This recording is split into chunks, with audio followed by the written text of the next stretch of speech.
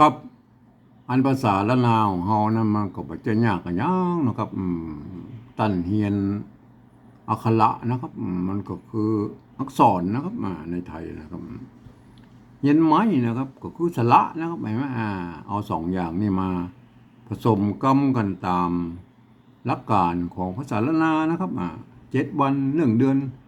ต้านก็อ่านออกเขียนได้แล้วนะครับเห็นไหมไม่ยากนะครับอันที่มันยากนะมันก็คือเขาเขียนได้แล้วมันจะเอาไปขยายความให้คนอื่นได้ฮู้ให้ได้หารตัวเนี่ยมันยากเหล่านี้แล้วครับ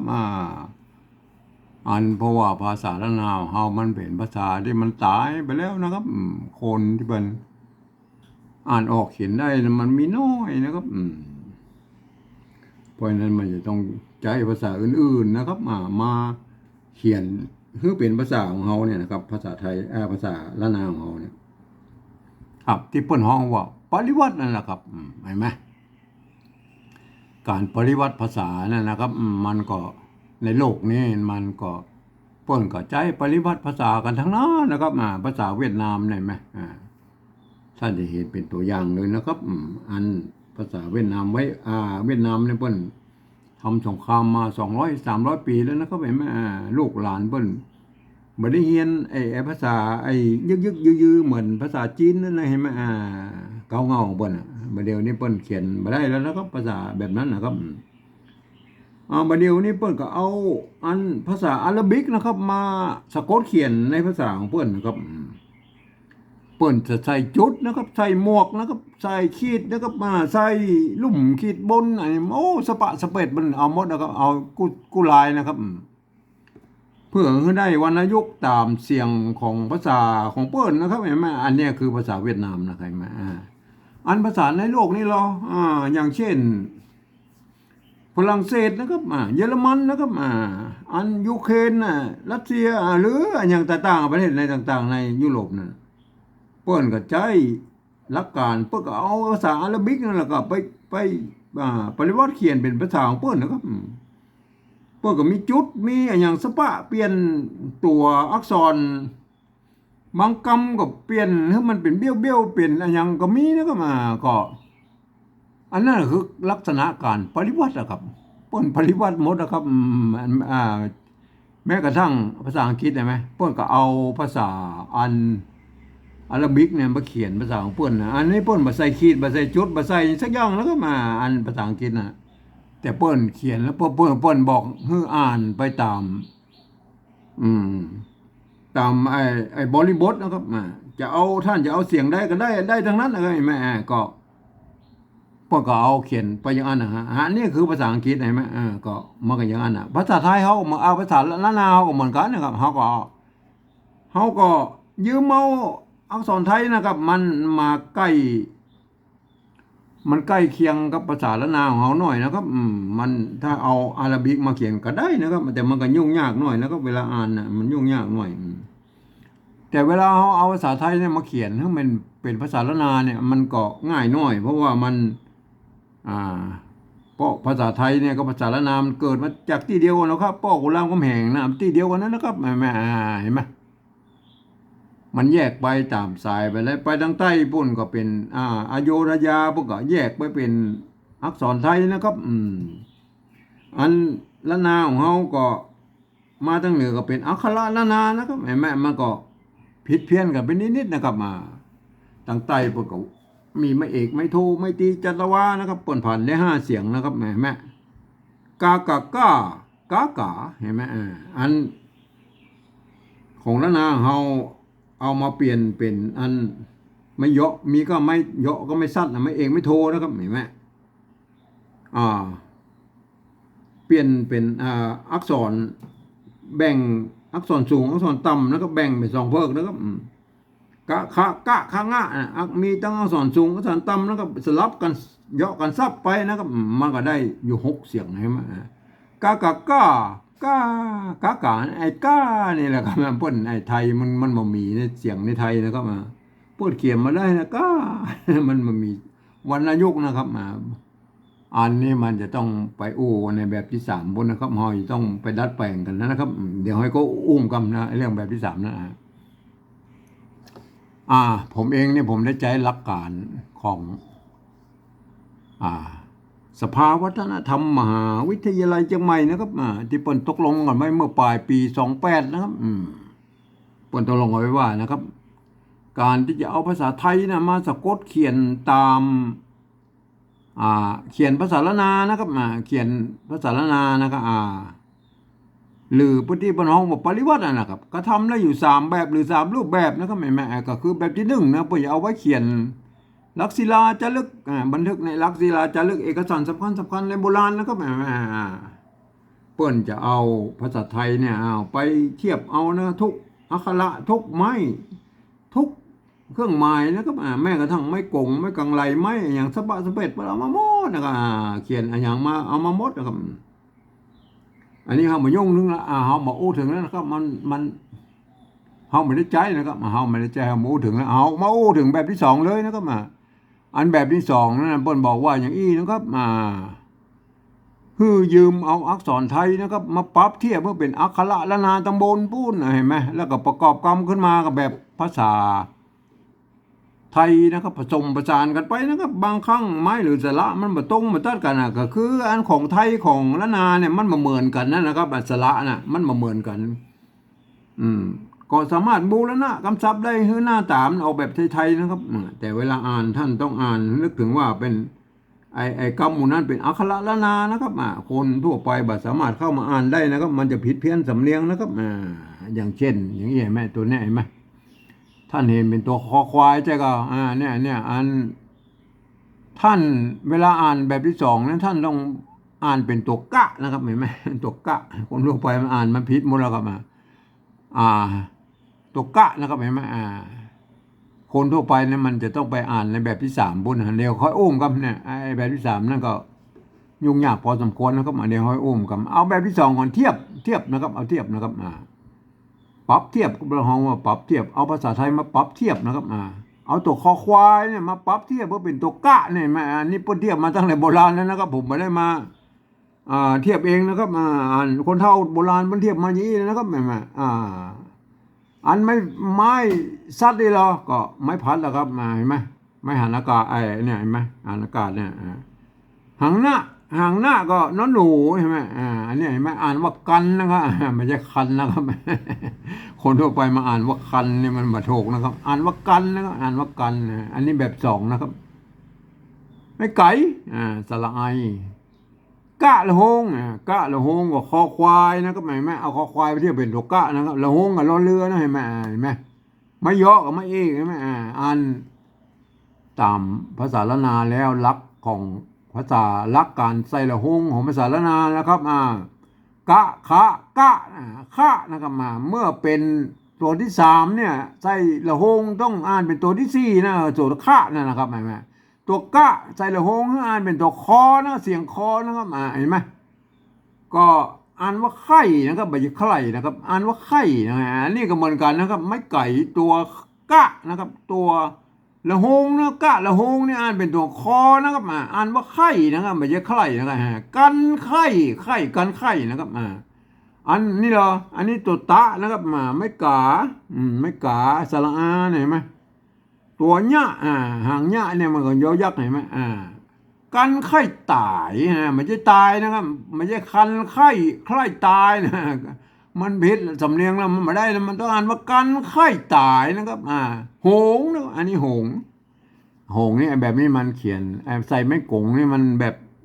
เจ้าละนาเจียงใหม่นะครับเจ้าละนาไตยวนนะครับอันหมู่ไตลื้อไตอย่างที่อื่นเพิ่นบ่ใส่ไม่กงนี่นะครับเพิ่นเอาแค่ไม่โกก็มันก็กงแล้วนะครับเห็นไหมอันนี้ก็เขียนตามอันนี้เขียนตามไตยวนเชียงใหม่นะครับแหมเพิ่นนิยมเขียนใส่นะใส่มัน2ไม้เลยนะครับมันบ่หัวมันบ่หงนะครับอันตัวหะแล้วครับหะตัวอันนี้เราห่างงะน้อยเนี่ยงะน้อยก็งองูเห็นไหมเอามาแค่นี้ก็พอแล้วอันไม่กงนี่มาตัวแต่ถ้าเป็นแบบที่1เพิ่นเอามาตัวนะกันไข้ตายโหงนะอันนี้ตายมันจะตายนะครับเห็นไหมฮือนะครับฮือตัวหะนะครับเอา หาเอาหอหีบนะมาเทียบเป็นหอตัวหานะครับไม่กือนะครับไม่กือไม่ขอจ้างนะครับฮือได้แล้วฮะเสียงโทพิเศษตัวเห็นไหมอันฮือไทยนั่นน่ะอัสระฮือมือถืออย่างนั้นเปิ้นจะมีอ้ออ่างนะครับแม่อันนี้มันถ้าเฮาเขียนปริวัติแบบนี้แล้วเฮาก็บูแล้วนะคำศัพท์มันหน้าตามันแบบไทยๆนะครับเอาใส่อ้ออ่างครับเปิ้นนะครับความจริงภาษาละนามมันบ่มีนะครับเปิ้นบ่มีอ้ออ่างกันย่อนนะครับแม่เปิ้นมีแค่ไม่เกือพวกอ่านว่าหือแล้วนะครับใส่ไม่ขอจ้างไปฮือเสียงโทพิเศษใช่ไหมฮืออันนี้ก็อันนี้คำนี้เป็นบูรณะคำศัพท์นะครับฮือมันเป็นหน้าตามันแบบไทยๆนะครับฮือนะครับแม่อ่านมาฮือไม่ใช่ฮือนะครับฮือนะครับอันนี้ตัวมะนะครับหอมอหอมอมะนะครับไม้สัตว์ก็คือไม้พัดนะครับในที่นี้นะครับไม้เยาะนะครับคือไม้เอกนะครับเห็นไหมไม้เยาะเอาไม้เอกนะครับอันนี้ตัวละเห็นไหมอันนี้ตัวละถ้าเป็นแบบที่หนึ่งอันป้นก็เอาตัวละเขียนมาอย่างนี้นะครับอันนี้ของเราเป็นแบบที่สองนะครับเราต้องนึกถึงว่าอันบนปุ้นมันเหมือนกันได้มันเหมือนกันอันตัวละเหมือนกันเห็นไหมอันละตัวนี้เปิ้นเขียนเปิ้นมีกฎภาษาละนาเปิ้นว่าอย่างอันนะครับเมื่อตัวนะสะกดไว้อยู่โดดๆอยู่ตรงบนนี่เปิ้นบอกว่าเขียนเป็นตัวละแตนนะครับอย่างเงี้ยไหมเขาเอาใส่ตัวนะแล้วกับเห็นไหมใส่ตัวนะ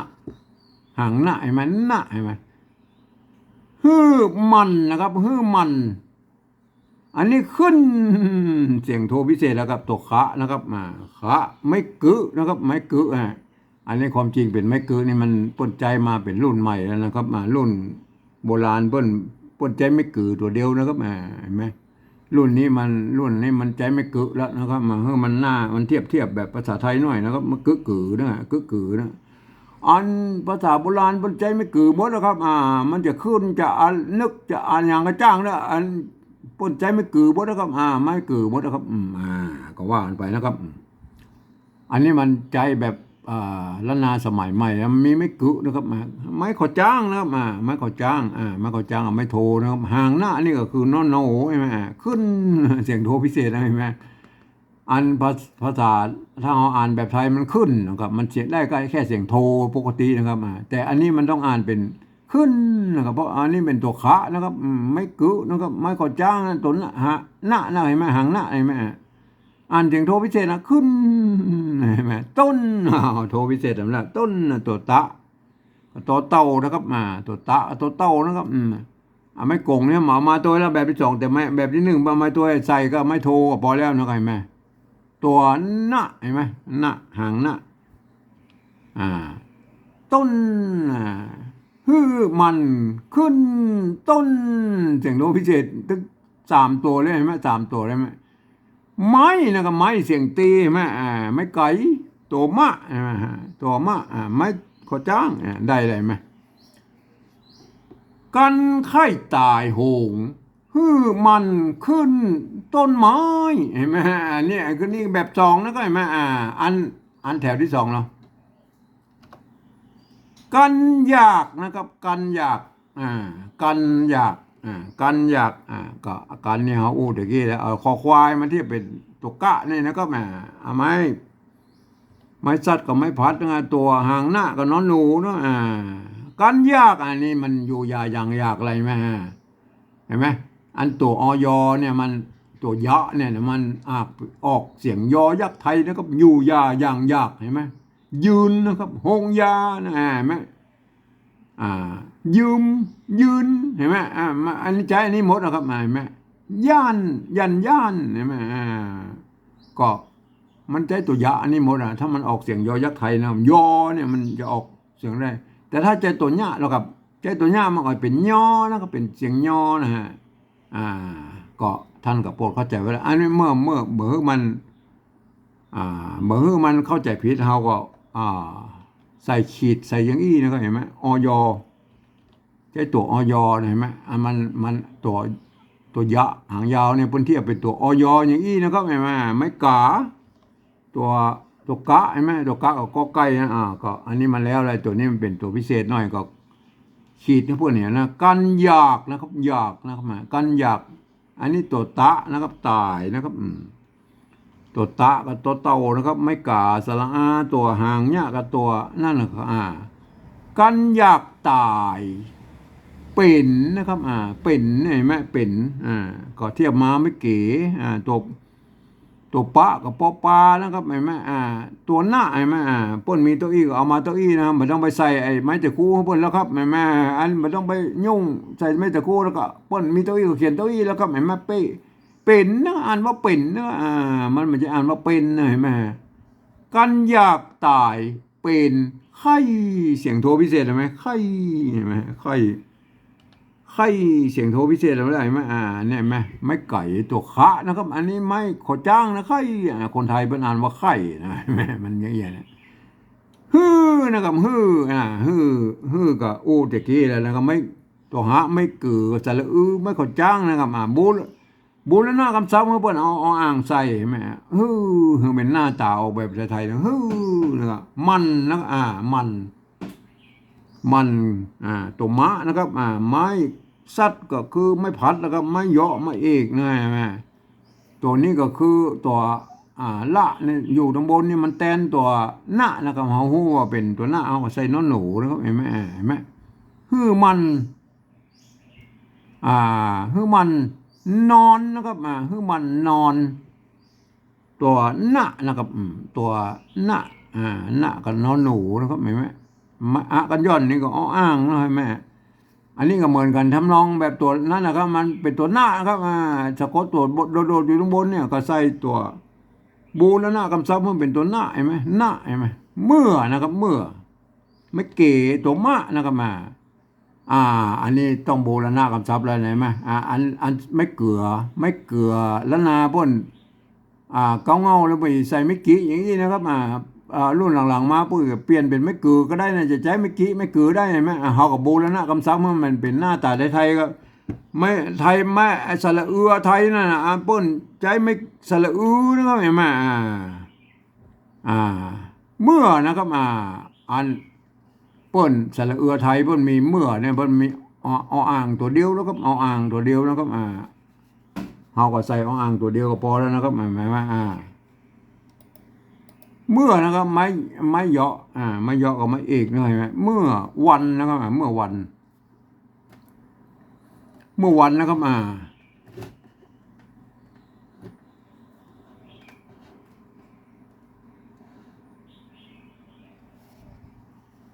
เมื่อวันนะครับวันก็วะก็วอแหวนนะครับไม่หันอากาศวันห่างหน้ากับนอนหนูนะครับได้เลยไหมวันนะครับเมื่อวันนะครับเห็นไหมได้เลยไหม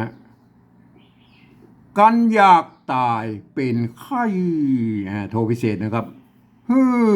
โทพิเศษนะครับมันนอนเมื่อวันเห็นไหมอันนี้ได้เลยไหมคือแบบที่สามนะครับเห็นไหมอันนี้ต้องเป็นคนที่เพิ่นเรียนรู้ภาษาละนามาอ่านนะครับจะไม่ได้ผิดเพี้ยนสำเนียงนะครับคนทั่วไปบ่สามารถเข้ามาอ่านได้นะครับ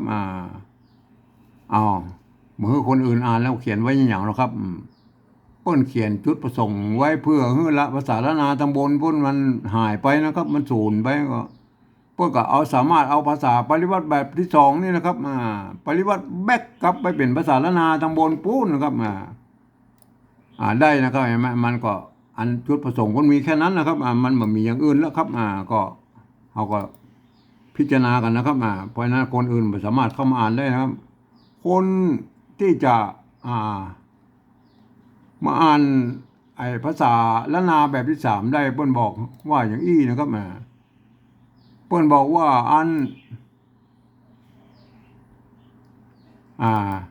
หลักการของ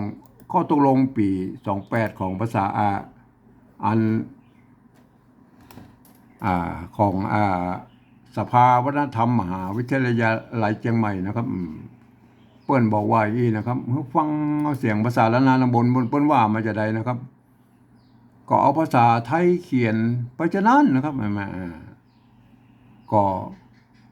ก็ยังว่านะครับมันเมื่อเปิ้นบอกมาเต้าอี้นะครับเห็นไหม เป็นบอกมาตัวอีแต่มากับมันมีปัญหาอยู่ว่าอย่างอีนะครับอันภาษาอันไทยนะมันเป็นระบบ5 เสียงนะครับของละนาเนี่ยมันเป็นระบบ6 เสียงนะครับมันมีเสียงโทเมืองโทพิเศษเนี่ยเพิ่มมาตัวนะครับอันเนี้ยเนี่ยพระตีภาษาไทยเพื่อเขียนมาได้นะครับก็ท่านก็จะต้องดัดแปลงเอาเองนะครับก็สุดแล้วแต่นะครับบางคนบัดดัดแปลงก็เอาเปิบเอาเลยนะคิดตัวเอาเลยมันก็เลยการเขียนอันอื่นมันก็จะพลาบกับไปหมดนะครับเฮามาดูก่อนเลยนะครับเฮามาฟังตามอันนี้เฮาปฏิบัติตามแบบฉบับของกินสิงเคอานะครับกินสิงเคอานะครับคือกับผมนี่แหละครับผมจะ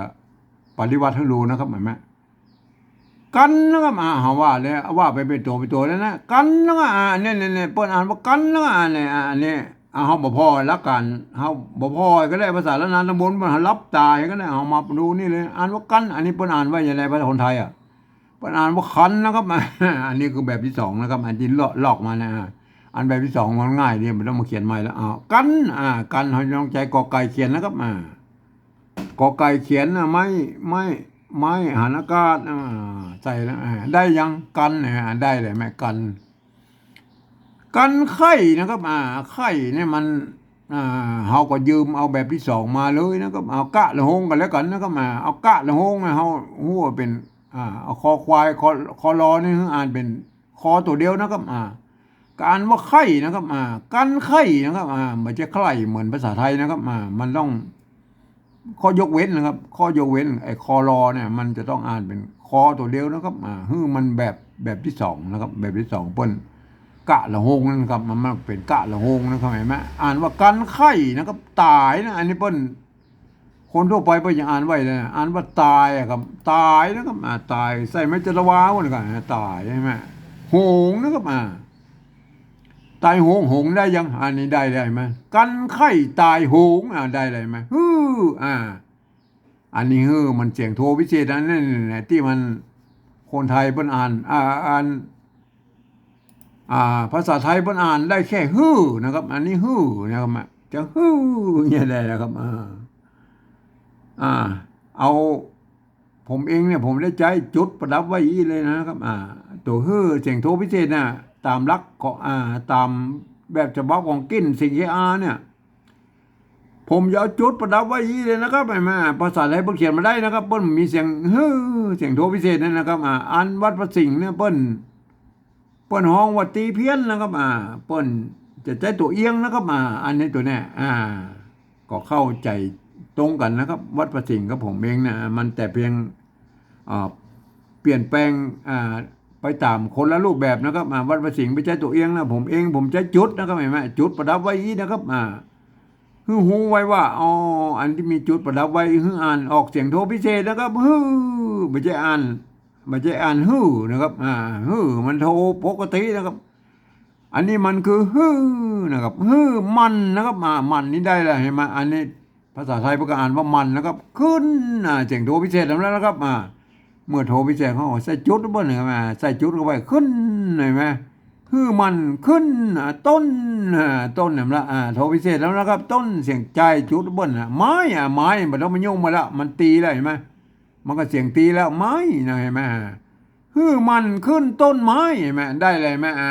เสียงโทพิเศษใส่จุดใส่จุดทั้งหมดนะครับอันแถว2แล้วครับกันนะครับกันอันนี้มันคันนะครับเห็นไหมเมื่อเป็น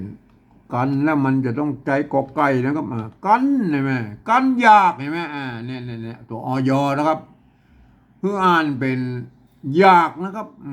ยากนะอยู่ยายังยากนะออกยอยักษ์ไทยนะครับตายนะครับกันไข่ตายอันนั้นมันตายนะครับใส่มัจจตวาบนตายใช่ไหมเป็นนะเป็นนะอันนี้มันอ่านว่าเป็นนะมาใส่แม้จะคู่แล้วมันก็เป็นมันก็เป็นเหมือนเลยไหมคือมันเป็นนะเนี่ยแหละเป็นใส่แม้จตวาบนก็เป็นใช่ไหมตายเป็นไข่นะครับไข่นี่มันโทพิเศษนะครับไข่ใส่จุดบนนี้นะครับเห็นไหมจุดไข่นะครับมันนะครับมัน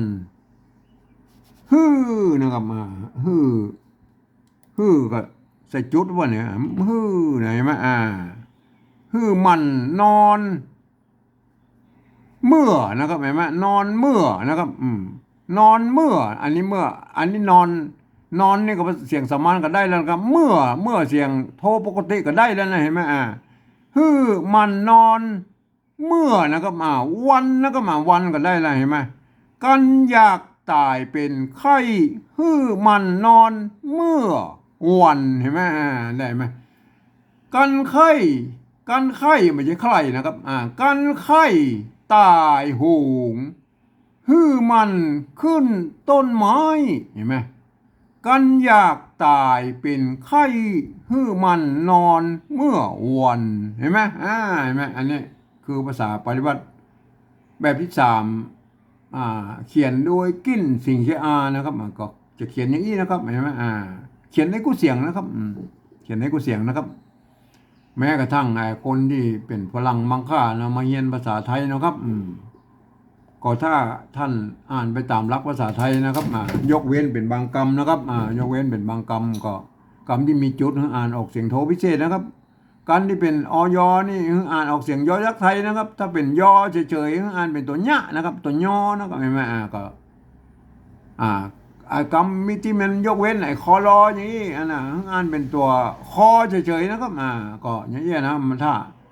อ่านไปตามหลักนี้แล้วก็หลักภาษาไทยหรือผสมผสานกับภาษาละนาตัวนะครับแม่ท่านก็จะได้สำเนียงไต้หวันเชียงใหม่ไปเลยนะครับแม่กันไข้ตายโหงฮื้อมันขึ้นต้นไม้เห็นไหมกันอยากตายเป็นไข้ฮื้อมันนอนเมื่อวันเห็นไหมได้เลยไหมอันแบบที่สองนั้นนะครับท่านจะต้องเป็นคนที่เปิ้นเฮียนภาษาอันละนามานะครับที่จะมาอ่านได้นะท่านต้องอ่านไปตามหลักภาษาละนาอันนี้คือตัวกะตัวหน้านะครับ ตัวละหงนะกะละหงนะครับนี่ตัวตะนะครับตัวหะนะเห็นไหมท่านต้องอ่านเป็นภาษาละนานะครับแม่อ่านว่ากันไข้ตายโหงฮื้อมันขึ้นต้นไม้เห็นไหมกันอยากตายเป็นไข้ฮื้อมันนอนเมื่อวันเห็นไหมเห็นไหมอันนี้คนทั่วไปไม่สามารถเข้ามาอ่านได้นะครับเห็นไหมสำหรับภาษาละนาตำบลเปิ้ลก็เขียนได้อย่างอี้นะเห็นไหมเปิ้ลเขียนได้อย่างอี้นะเห็นไหมก็ส่วนใหญ่แล้วก็จะเหมือนกันนะครับแต่มีบางครั้งยังที่เปิ้ลนิยมแตกต่างไปก็มีนะครับอย่างเมื่อใหญ่ไหมเปิ้ลก็ใจไม่กือเปิ้ลก็มีนะครับมันก็แตกต่างกันไปนะจะไม่กี้ไม่กือเปิ้ลก็เขียนได้มันก็เขียนได้หลายแบบอยู่ดีเห็นไหมอันตัวอื่นๆเนี้ยยังเช่นโหงเนี่ยแม่อันเปิ้นนิยมกันในไต้หวันเชียงใหม่เปิ้นใส่ไม้กงอย่างนี้นะครับไม้โหงเนี่ยไม้กงเนี่ยแม่อันไต้ลือตั้งลำปางพะเยาตั้งอย่างป้นบ่ใส่ไม้กงแล้วก็ป้นเอาไม้โกตัวเดียวแล้วก็โหงแล้วนะครับแม่ก็แล้วแต่นะครับท่านชอบแบบไหนก็ท่านก็มาเป็นอย่างนะครับเพราะว่ามันมีหลักฐานอ้างอิงกันอยู่ได้นะครับก็เพิ่นก็อ่านกันได้อยู่ดีเหมือนกันกันไข้ตายโหงฮื้อมัน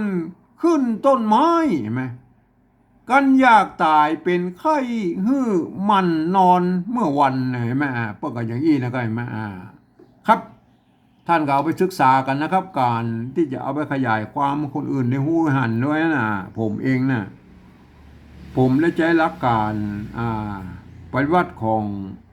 สภาวัฒนธรรมมหาวิทยาลัยเชียงใหม่นะครับเปิ้นตกลงว่าเมื่อปลายปี28นะครับก็มันก็อย่างว่านะมันก็ยุ่งยากหน่อยตอนที่แบบที่3นี่นะครับก็คืออันเปิ้นบอกว่าอย่างอี้นะครับเปิ้นบอกฟังเอาเสียงภาษาละนาตำบลมันที่เปิ้นเปล่งเสียงออกมาหรืออู้ออกมาอย่างไรนะครับเอาภาษาไทยเขียนไปจากนั้นนะครับเปิ้นอู้เต้าอี้นะครับเปิ้นอู้เต้าอี้แต่อย่างว่านะเปิ้นก็บ่ได้นึกถึงว่าอันภาษาไทยมันเป็นระบบ5เสียงนะครับมันจะมาเขียนภาษาละนาระบบ6เสียงนั้นมันไม่ได้ครบเสียงแล้วครับเห็นไหมมันก็ยุ่งยากพอสมควรนะครับเพราะฉะนั้นทุกคนก็จะต้องเอาไปปรับปรุงเปลี่ยนแปลงในการปฏิวัติของตัวเองนะครับก็ใครจะเขียนอะไรก็เป็นเรื่องของท่านนะครับ ก็สุดแล้วแต่ท่านนะครับ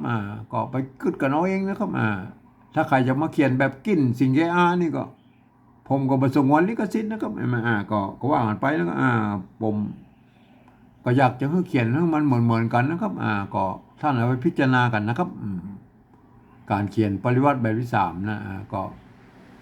วันนี้ผมก็ขอบรรยายเพียงแค่นี้นะครับ